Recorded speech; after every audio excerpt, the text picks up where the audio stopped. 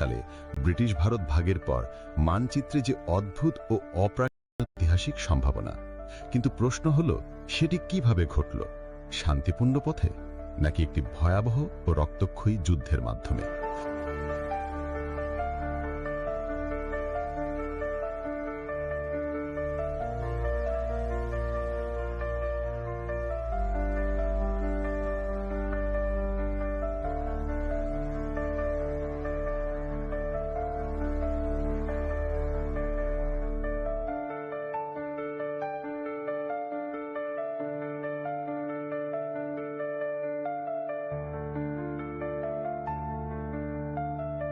এবং কারা ছিল এই রক্তপাতের পিছনের অদৃশ্য হাত?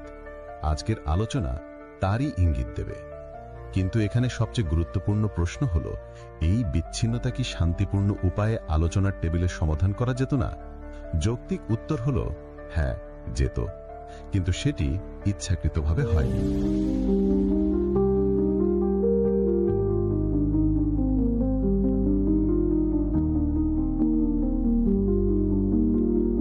কারণ ভারতের একটি সুস্পষ্ট নথিভুক্ত ভূ রাজনৈতিক স্বার্থ ছিল এই বিভাজনকে রক্তাক্ত, অস্থিতিশীল ও অপরিবর্তনীয় করে তোলা।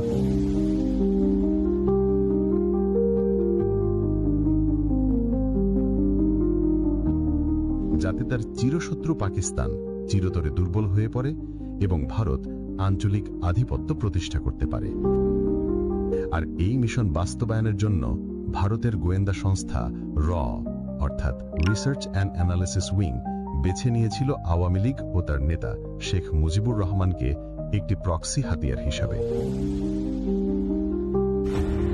স্বাধীন বাংলাদেশের স্বপ্ন বাঙালি জনগণের শত বছরের চাওয়া, কিন্তু সেই চাওয়া ভারত ও মুজিবের লুট, গুম, খুন, নারীদের ধর্ষণ ও লক্ষ লক্ষ মানুষের জীবন দিয়ে নয়। এই চক্র ধাপে ধাপে পরিকল্পিতভাবে পাকিস্তানের শাসক গোষ্ঠীকে যুদ্ধের দিকে নিয়ে যায়, পরে পাক বাহিনী দিয়েও ও নিজেরাও মিলে গোপনে স্বদেশীদের গণহত্যার উৎসবে মেতে ওঠে। বিশ্ববাজারে প্রচার করতে থাকে এইসব হত্যা শুধু পাক সেনারাই করেছে।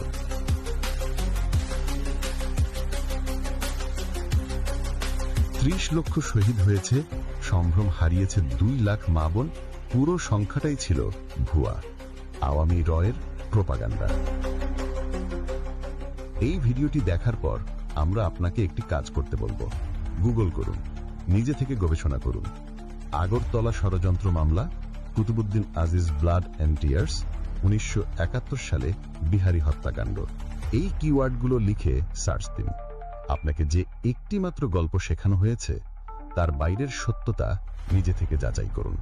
সত্য কখনো একপেশে হয় না।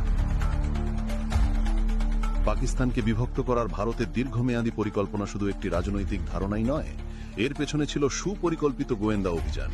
ভারতের গোয়েন্দা সংস্থা যা নির্দিষ্ট কাজের মধ্যে ছিল পাকিস্তানকে অস্থিতিশীল করা, তারা পূর্ব পাকিস্তানকে তাদের প্রধান লক্ষ্য হিসেবে বেছে নেয়। তাদের কৌশল ছিল সহজ, একটি বিচ্ছিন্নতাবাদী আন্দোলন তৈরি করা এবং তাকে আর্থিক, সামরিক ও রাজনৈতিক সহায়তা দেওয়া। কিন্তু এর জন্য প্রয়োজন ছিল একটি বিশ্বাসযোগ্য সহযোগী। এর দৃষ্টি পড়ে আওয়ামী লীগ ও শেখ মুজিবুর রহমানের ওপর। মুজিব, যিনি ইতিমধ্যেই একজন জনপ্রিয় নেতা এবং শক্তিশালী জাতীয়তাবাদী পরিচয়ের অধিকারী, তাকে এই লক্ষ্য অর্জনের জন্য আদর্শ মাধ্যম হিসেবে দেখা হয়। এবার আমরা ১৯৬৫ সালের ভারত পাকিস্তান যুদ্ধের সময় চলে যাই। সেপ্টেম্বর ১৯৬৫।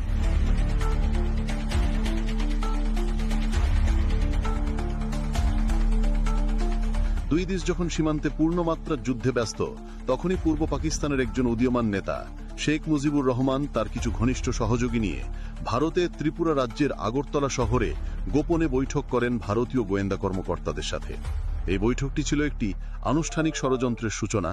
এটি ছিল একটি সশস্ত্র বিদ্রোহের বিস্তারিত পরিকল্পনার সভা, যার একমাত্র উদ্দেশ্য ছিল পূর্ব পাকিস্তানকে জোরপূর্বক পাকিস্তান থেকে বিচ্ছিন্ন করা। এই সহায়তা ছিল সব দিক থেকে, আগরতলায় বৈঠকের আয়োজন থেকে শুরু করে গণমাধ্যমে প্রচারণা, মিলিশিয়াদের সশস্ত্র প্রশিক্ষণ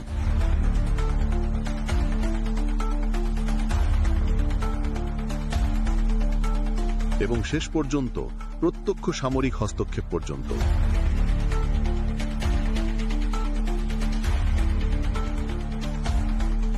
are college students. We didn't know. আমরা ছিলাম কলেজের ছাত্র। আমরা তখনকার ভারত সরকারের আকাশবাণীর বেতার সম্প্রচার প্রচারণার প্রোপাগান্ডা বা গুজব বুঝতে পারিনি। বেশিরভাগ প্রচারণাই করা হতো ভারতের রেডিও আকাশবাণীর মাধ্যমে। যেহেতু আমরা ছাত্র ছিলাম, তরুণ ছেলে ছিলাম, তাই আমাদের তখন সেই বোধ ছিল না আসলে চূড়ান্ত বাস্তবতা কি, পাকিস্তানকে বিভক্ত করার পরিণতি কি হতে পারে। ভারতীয় নেতা এবং নীতি নির্ধারকরা 1947 সাল থেকে পাকিস্তানকে বিভক্ত করার জন্য সক্রিয় ছিলেন। 1947. পরিণামে শেখ মুজিব হবেন একটি স্বাধীন রাষ্ট্রের প্রধান। এটি ছিল একটি বিদেশি গোয়েন্দা সংস্থার দ্বারা সরাসরি পৃষ্ঠপোষকতা প্রাপ্ত রাষ্ট্রদ্রোহ। পাকিস্তানের গোয়েন্দা সংস্থা আইএসআই এই গভীর ষড়যন্ত্রের প্রমাণ সংগ্রহ করে এবং 1968 সালের 18 জানুয়ারি আগরতলা ষড়যন্ত্র মামলা দায়ের করে। এই মামলায় শেখ মুজিবুর রহমানকে প্রধান আসামি করে আরও 35 জনকে অভিযুক্ত করা হয় দেশদ্রোহিতা ও রাষ্ট্রবিরোধী কর্মকাণ্ডের জন্য। এটি ছিল রয়ের পরিকল্পনার প্রথম বড় ধাক্কা, কিন্তু এতে তারা নিরুৎসাহিত হয়নি, বরং তাদের কৌশল আরও সূক্ষ্ম করে। কিন্তু ভারত আওয়ামী লীগ সৃষ্ট প্রবল অভ্যন্তরীণ চাপ, দাঙ্গা অভ্যুত্থান ও আন্তর্জাতিক লবিংয়ের মুখে 1969 সালের 22 ফেব্রুয়ারি এই মামলা হঠাৎ করেই কোনো সুষ্ঠু বিচার প্রক্রিয়া শেষ না করেই প্রত্যাহার করে নেওয়া হয়। এটি ছিল র ও আওয়ামী লীগের প্রথম বড় বিজয়, যা তাদেরকে আরও সাহসী করে তোলে এবং প্রমাণ করে যে তারা আইনকে নিজেদের মতো করে চালাতে পারে। কিন্তু সত্যি চিরকাল চাপা থাকে না। ইতিহাসের নিজস্ব উপায় আছে সত্যকে প্রকাশ করার। এই মামলাটি প্রত্যাহারের প্রায় 40 বছর পর 2009 সালে আগরতলা ষড়যন্ত্র মামলার অন্যতম আসামি শেখ মুজিবেরই ঘনিষ্ঠ সহকর্মী আওয়ামী লীগের সিনিয়র নেতা ও সাবেক উপস্পিকার কর্নেল অবসরপ্রাপ্ত শওকত আলী বাংলাদেশি সংসদে দাঁড়িয়ে একটি অত্যন্ত গুরুত্বপূর্ণ ও চমকপ্রদ স্বীকারোক্তি করেন। তিনি প্রকাশ্যে ও আনুষ্ঠানিকভাবে স্বীকার করেন যে আগরতলা ষড়যন্ত্র মামলার অভিযোগগুলো সম্পূর্ণ সত্য, সঠিক ও প্রমাণিত ছিল। তিনি সরাসরি বলেন যে এটি কোনো ভুয়া মামলা ছিল না। এর মানে কি? এর মানে শেখ মুজিব ও ভারত আসলেই দেশ ভাঙার ষড়যন্ত্র করেছিলেন। আমি মনে করি এবং ব্যক্তিগতভাবে আমি মনে করি যে বিশ্বের বেশিরভাগ মানুষই এটিই বিশ্বাস করে। তারা হয়তো প্রকাশ্যে তা বলতে পারছে না, কিন্তু পাকিস্তান যেমনটি ছিল আর কখনো তেমন থাকবে না। এটি কোনো মুক্তির সংগ্রামের মহৎ পরিকল্পনা ছিল না। একজন মানুষের ক্ষমতার লোভ ও একটি ভূখণ্ডকে এককভাবে নিয়ন্ত্রণ করার চতুর ষড়যন্ত্র। এটি ইতিহাসের এক তিক্ত বিদ্রূপ। 1966 সালে শেখ মুজিবুর রহমান তার বিখ্যাত 6 দফা কর্মসূচি উপস্থাপন করেন। উপরিভাগে এটি ছিল প্রাদেশিক স্বায়ত্তশাসনের দাবি, যা কিছু প্রেক্ষাপটে যৌক্তিক মনে হতে পারে, কিন্তু বাস্তবে এটি ছিল ভারতীয় রয়ের ডিজাইন করা একটি মাস্টার প্ল্যান, একটি নীল নকশা পাকিস্তানকে ভাঙার জন্য।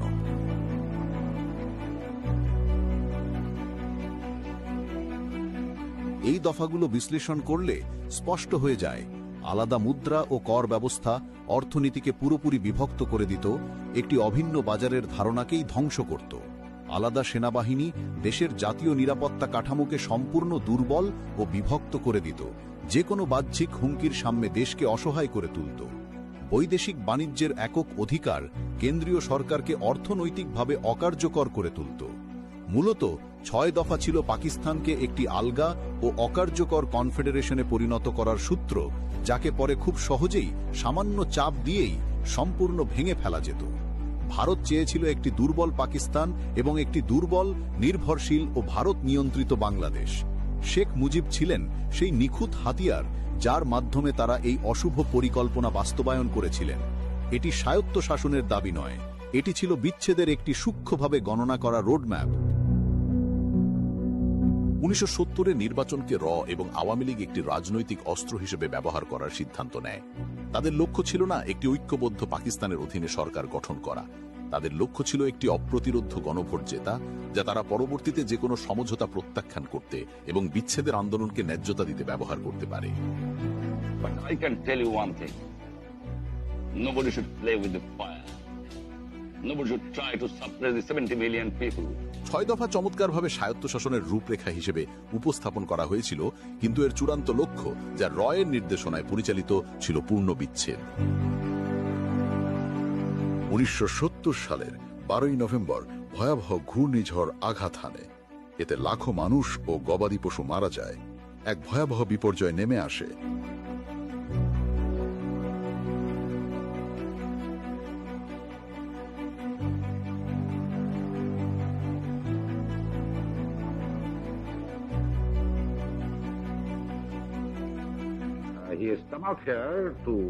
আমি সিদ্ধান্তটি প্রধান নির্বাচন কমিশনারের ওপর ছেড়ে দিয়েছি। তিনি নিজে এখানে এসেছেন ঘূর্ণিঝড়ে ক্ষতিগ্রস্ত এলাকা পরিদর্শন করতে, যে সেই এলাকায় 7ই ডিসেম্বর নির্বাচন হবে নাকি কয়েক সপ্তাহ পিছিয়ে দেওয়া হবে। কিন্তু পাকিস্তানের অন্যান্য অঞ্চলের নির্বাচন অবশ্যই হবে। তখন নির্বাচন পেছানো নিয়ে আলোচনা হয়েছিল, কিন্তু এসবের পরও আওয়ামী লীগ বলেছিল না, নির্বাচন পিছানো যাবে না। তাদের নির্বাচনের উপর এতটাই দৃঢ় নিয়ন্ত্রণ ছিল যে তারা কোনো বিলম্ব চাইছিল না। একদিকে জুলফিকার আলী ভুট্টো জনগণকে রুটি, কাপড় ও বাসস্থানের স্লোগান দিচ্ছিলেন, অন্যদিকে পূর্ব পাকিস্তানের শেখ মুজিবুর রহমান তার নির্বাচনী প্রচারণা চালাচ্ছিলেন 6 দফা কর্মসূচি নিয়ে। 1970-এ সাধারণ নির্বাচনে আওয়ামী লীগ পূর্ব পাকিস্তানে 162টির মধ্যে 160টি আসনে জয়লাভ করে। কিন্তু এই সংখ্যাটি একটি বিভ্রান্তিকর চিত্র আগে। একটি গুরুত্বপূর্ণ সত্য সবসময় ইচ্ছাকৃতভাবে উপেক্ষা করা হয়। পূর্ব পাকিস্তানে 43% ভোটারই ভোট দেননি। ভেবে দেখুন, প্রায় অর্ধেক ভোটার হয়তো এই বিচ্ছিন্নতাবাদী এজেন্টটাকে সমর্থন করেনি, হয়তো ভোট প্রক্রিয়াকে বিশ্বাস করেনি।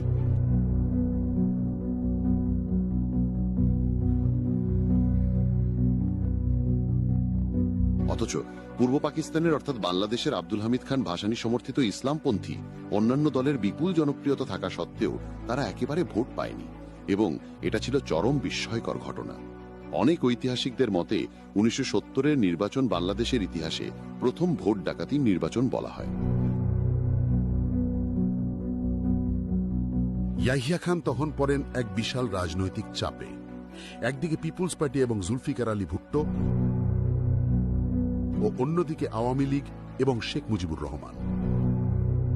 আসলে ইয়াহিয়া খান চেয়েছিলেন শেখ মুজিবুর রহমানকে সংসদের অধিবেশনের আগে তার 6 দফা কর্মসূচিতে ছাড় দিতে বাধ্য করানোর জন্য। একবার সংসদ অধিবেশনে বসলে শেখ মুজিব তার 6 দফার ভিত্তিতে সহজেই সংখ্যাগরিষ্ঠ ভোটে পুরো পাকিস্তানের সংবিধানই পরিবর্তন করতে পারতেন কোনো রাজনৈতিক চাপ ছাড়াই। কিন্তু শেখ মুজিব তাড়াহুড়ো করছিলেন এবং আক্রমণাত্মক হয়ে উঠলেন। সে তার এমপিদের শপথ করিয়েছিলেন যে 6 দফা থেকে কোনোভাবেই সরে আসা না যায়। প্রতিদিনই অসহযোগ আন্দোলনের ডাক দিচ্ছিলেন। একদিন ট্রেন বন্ধ, পরদিন কর বন্ধ, তারপরে বিদ্যুৎ কেন্দ্র অচল ইত্যাদি। অর্থাৎ তিনি আসলে একটি কার্যত নিজের সরকার গঠন করতে চেয়েছিলেন।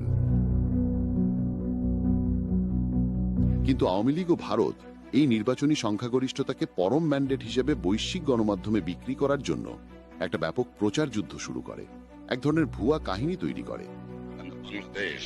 They're not hearing the order from anybody except, you understand, the direction given by Awami League. The problem is not creating by me or my non-cooperation movement, creating by the ruling clique who are sitting and creating, I am in a movement. Bharat জানত যে একটি গণতান্ত্রিক পাকিস্তান মানে আরো শক্তিশালী পাকিস্তান। তাই তাদের লক্ষ্য ছিল গণতন্ত্রকেই ব্যবহার করে পাকিস্তানকে ধ্বংস করা। নির্বাচনী জয় শেষ লক্ষ্য ছিল না, এটি ছিল একটি বৃহত্তর, আরো বিধ্বংসী পরিকল্পনার প্রথম ধাপ।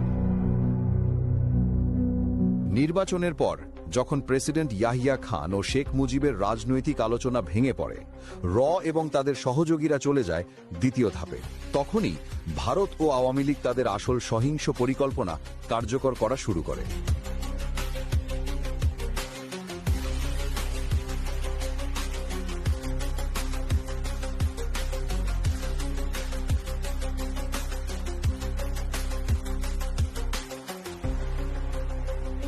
ভারতের র দ্বারা সরাসরি প্রশিক্ষিত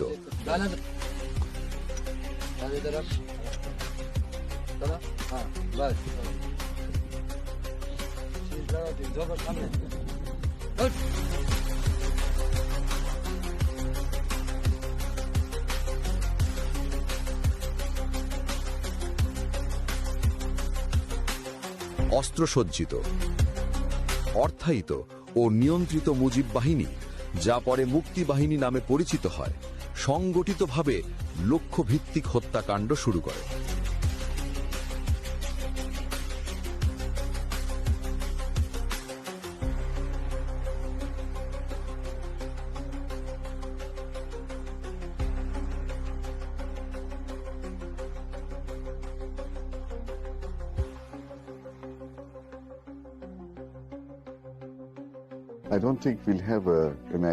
আমার মনে হয় আমরা কোনোদিনই সঠিক সংখ্যাটা জানতে পারবো না।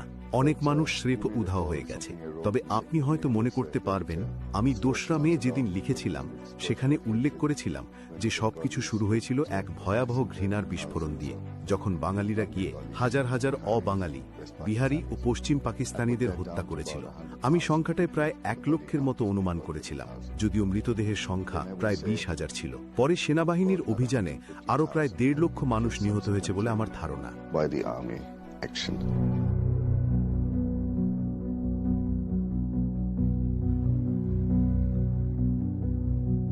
In the tragic dismemberment of Pakistan was the wholesale killing of Biharis. পাকিস্তানের বিভক্তির ইতিহাসের এক অধ্যায় ছিল বিহারিদের গণহত্যা। তারা যখন মুক্তিবাহিনীর পরিবর্তে কেন্দ্রীয় সরকারপন্থী ও পশ্চিম পাকিস্তানি সেনাবাহিনীর সমর্থন করেছিল, তখন তাদের খুঁজে বের করে মুজিব বাহিনী নির্বিচারে হত্যা করে। এই বিহারি নিধন হত্যাযজ্ঞের ঘটনা শুধু সুস্পষ্টভাবে নথিবদ্ধই হয়নি, বরং শেষ পর্যন্ত হত্যাকারীদের ক্ষমাও করে দেওয়া হয়েছিল।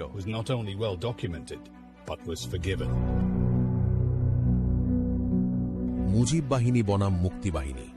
মুজিব বাহিনী। 1. মুজিব বাহিনী ছিল ভারত ও আওয়ামী লীগের গুপ্ত হাতিয়ার, গোপনে গঠিত এক বাহিনী। ভারতীয় গোয়েন্দা সংস্থা র ও আওয়ামী লীগের উচ্চ পর্যায়ের নেতৃত্ব দ্বারা সরাসরি নিয়ন্ত্রিত এক বাহিনী। 2. রাজনৈতিক বিশৃঙ্খলা সৃষ্টি, রাজনৈতিক দমন ও জাতীয়তাবাদী নির্মূলের মনোভাব নিয়ে কাজ করেছে। 3. অসহযোগ আন্দোলনের সময় সারা দেশে ভাঙচুর, অগ্নিসংযোগ, নারী ধর্ষণ এবং রাজনৈতিক প্রতিপক্ষের গণহত্যায় জড়িত। স্বাধীনতার পরেও এই বাহিনী পিছনে থেকে গোপনে হত্যা, লুটপাট ও সন্ত্রাস সৃষ্টি করেছে। 4. ভারতীয় র দ্বারা সরাসরি প্রশিক্ষিত, অস্ত্রসজ্জিত, অর্থায়িত ও নিয়ন্ত্রিত একটি বাহিনী। 5. দেশপ্রেমিক বাঙালি, ইসলামপন্থী, ভারত বিরোধী, পাকিস্তানপন্থী ও বিহারি নাগরিকদের গণহত্যায় জড়িত। 6.